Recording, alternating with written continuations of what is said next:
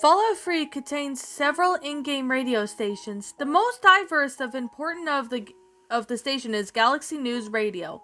Many players of the Evil Persuasion should know that if you can kill Free Dog, and he will be replaced with it by the technician Margaret. She's not the charismatic person and has very little to say. Seeming to not enjoy her new announcing duties, she also never appears in person, therefore cannot be killed. Once Free Dog is dead, you're stuck with Margaret.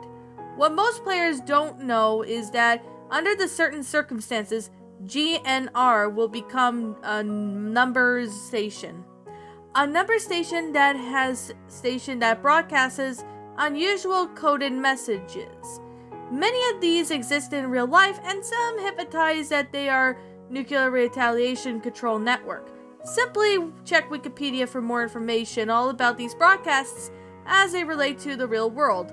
Back to Fallout 3, no one is really sure these actions are needed to hear the number station in Fallout 3. It appears that you must kill Free Dog, because no one has reported hearing the number station with him alive. It also that you might have skipped over the quest, Galaxy News Radio, where you help boost the signal station to become further broadcast further into the immediate DC area. This is easy enough to do through either a speech check or simply use the Fallout Wiki to look up where to go next and advance the main plot.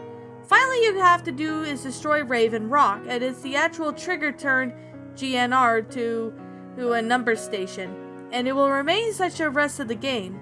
However, the vast majority of players who perform these actions will continue hearing the standard GNR broadcast, so there are several more requirements that the community has to yet isolate. If you're lucky enough to hit upon the right set of circumstances, after destroying Raven Rock, you will actually get the message, radio signal lost, and after a few seconds, radio signal found. You cannot, however, actually listen to the GNR just yet because you didn't boost the signal, and you are out of range of the broadcast exit of Raven Rock. Luckily, Raven Rock is still situated in the mountains and is right one near the new places outside of DC that you can get high enough to catch the signal. So far, the confirmed location near GNR number signal are within the immediate DC area, obviously, is a regular GNR throughout the game for number 1. Number 2, at the top of the Ferris wheel pointed lookout. Number 3, on tops of some of the SATCOM arrays that you can climb into the northwestern map area. Number 4, on the roof of Tenpenny Tower. Although this may be a normal broadcast range anyway, feel free to play test and get back to me on this. Number 5, on the highest part of the broken bridge near Airthrough again, which may be the broadcast within range anyway. And 6, on some of the highest points in the mountaintops near Raven Rock. This is obviously your easiest chance to listen to the number station. When you tune in, you will hear an old familiar voice, Free Dog. Despite the fact that you killed him earlier, however, you will quickly notice that he does not seem to be in character. So I guess not technically Free Dog, is just the voice actor Eric Dullums. He reads a series of numbers of books in a monotone, depressed sounding voice. He always recites a list of single digits between 9 and 12 characters long. For example, 93791720034. He never uses a multi-digit number like 11 or 40. Those numbers are followed widely by variety lengths of Morse code. And this is also followed by the song I Don't Want to Set the World on Fire. All the other music tracks seem to be inactive on the number station. The Morse code was the easiest part of the mystery to crack, as the code is widely available and many people actually know about it by heart. We quickly had listed a great number of messages in English. Some sounded completely monotone and even more commercial, such as "Wash the car today? Maybe Chinese dinner for dinner," or "Have you been watching a YouTube video yet? I uploaded myself kicking Burns in the nuts." You may be saying, but wait, YouTube doesn't exist in the Fallout universe. And you are right. As far as we could tell, all the messages sound like they were based on reality, somewhere near the present day. Some of the message, however, are quite sinister, such as "the Queen has died today," and "the world mourns as the days go on, we're all Brits," or "I can't believe they're actually done it. Nothing left. The noise. I can't take the noise anymore. I have a pistol in the attic." Just recently a player on the wiki forums noticed a message that brought us to the light of the meanings of the messages. He was a Fred and had collected known messages, transported to the Moose to English, and the line voice was 12055282010. "What are you talking about? You'll be missed."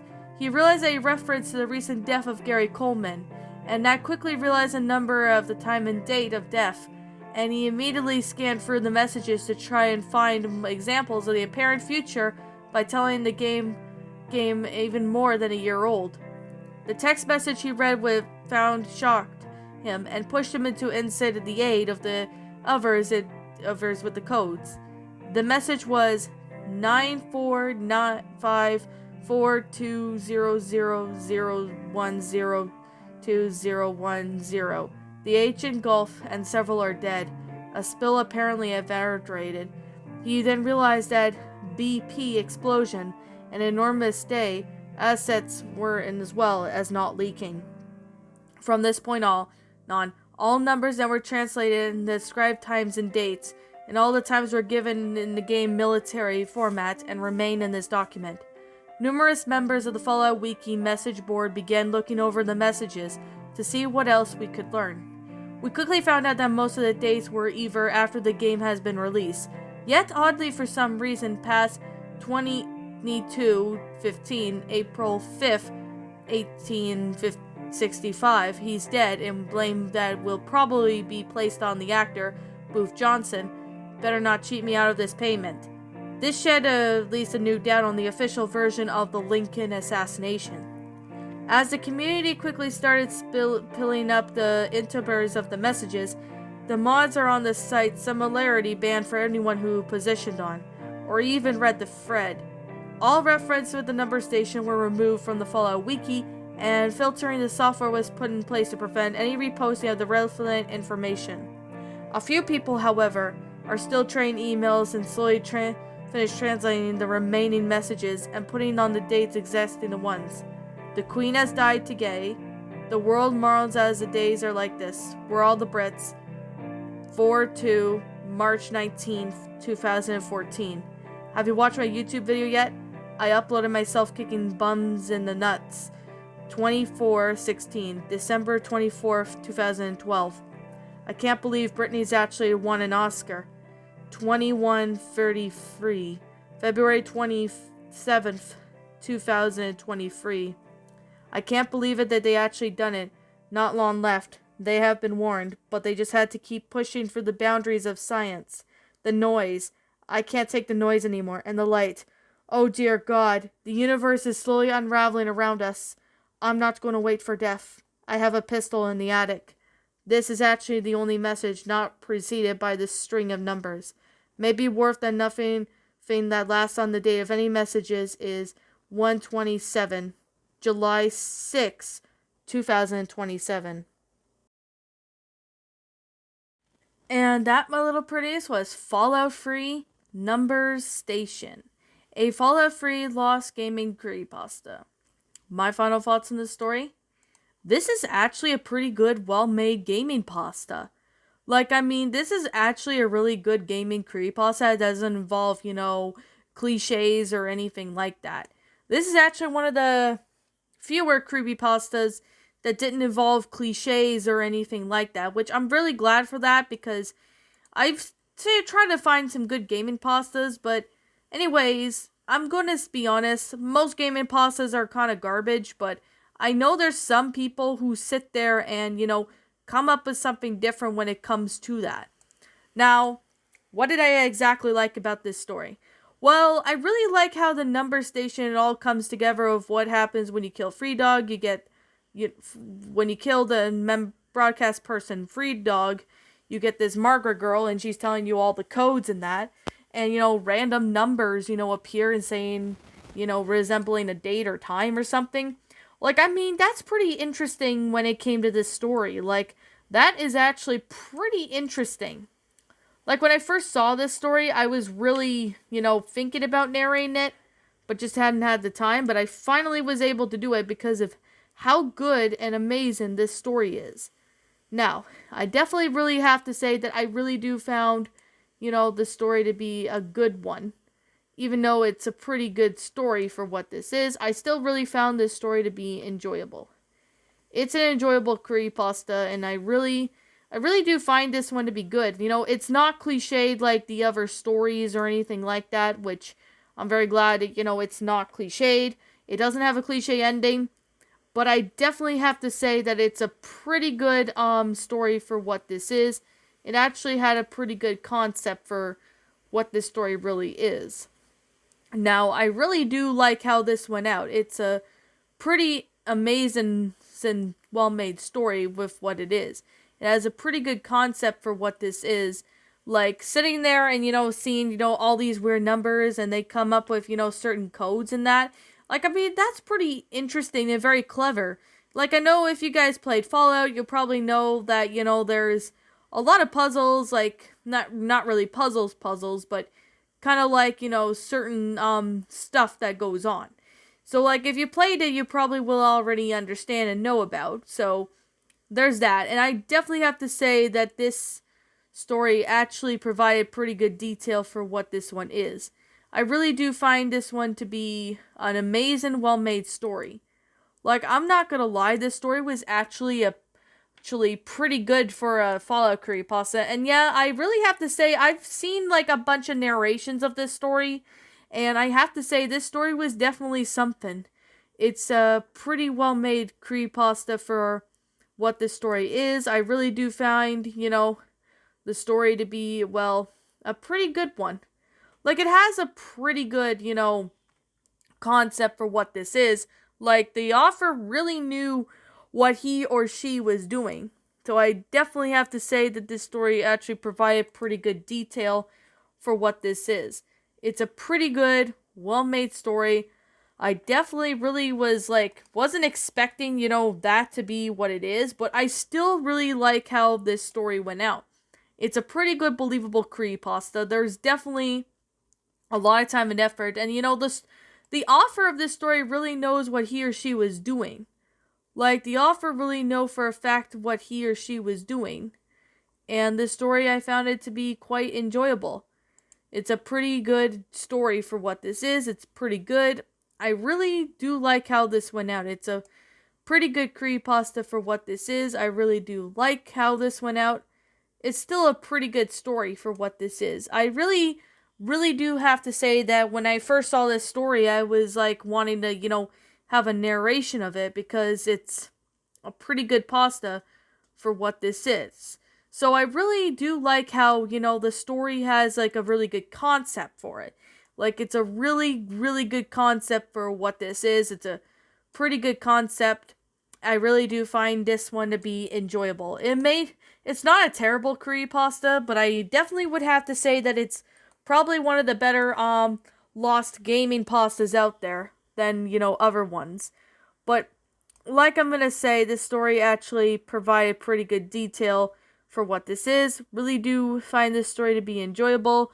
I really found this one to be, well, entertaining. I actually found this one to be quite entertaining for what this is. Well, sure, it may not be the best creepypasta out there, but I really have to say that this story provided pretty good detail for what this is, and I really do like that this story had pretty good detail regarding what this one really was going to be. Like, I really do like how it all went out. It's a pretty good pasta. Really do like how this one was a pretty good story. And I really have to say that the story was actually pretty well made in detail. But I really do find that this story actually provided pretty good detail for what this is. I really do like how everything went out. It's a well-made story. Really well done. Definitely really found out that this story actually had a good detail. It's a really good one that the author sits there and makes a pretty good story, regarding how good this is. I really do I like how this went out. It's a well-made story. Really do find, this story to be pretty good. I definitely have to say there was maybe a few flaws. That one of the flaws being that it was kind of confusing. There was kind of bits of it that was a little bit confusing at times, and I think that might have been it. There was a few times where, the story was a bit confusing. It was a bit confusing, saying, at least to me. So that's definitely something I'm saying right now, that I found this story to be, well, a little confusing. Just maybe the one confusing thing I have to say was the codes. Some of the codes and all that was kind of, a little bit, on edge a little bit. Not on edge, but kind of a little messed up or something. Maybe that might be just me, but I really don't know. I really do have to say that this story actually provided pretty good detail. It's still a really well made, story. The author does know how to make a really good pasta, so there's definitely that. This story does know how to, sit there and put a pretty good concept and knows what they're doing. So, I guess with that being the case and with that being said, I'm gonna have to wrap up this review because there's nothing really much I want to say. There's nothing really much else I can say. But I'm gonna sit there and say this right now, and I always continue to say that this is just simply my own personal opinion, and if you happen to disagree with me, that's fine too. We're all entitled to our own opinions in regards to these creepypastas, and this is simply my own personal thoughts. My final rating of this story would have to be, I'm gonna give this one a 9 out of 10. It's a good creepypasta. It was definitely very enjoyable. There's definitely a lot of time and effort into the story, but I definitely would have to say that the story itself was actually good, but the thing I would have to say was that it's a little confusing at times. I think that might be just me, but there were parts of the story that was kind of a little bit, well, I guess you could say a little confusing. So that's kind of one of the reasons why I was kind of debating on if I should, narrate this story or not, because there was parts of the story that was just confusing. That's just all I have to say. But other than that, I really found this story to be, well, quite good. So I guess with that being the case, and with that being said, I'm going to sit there and wrap up the review.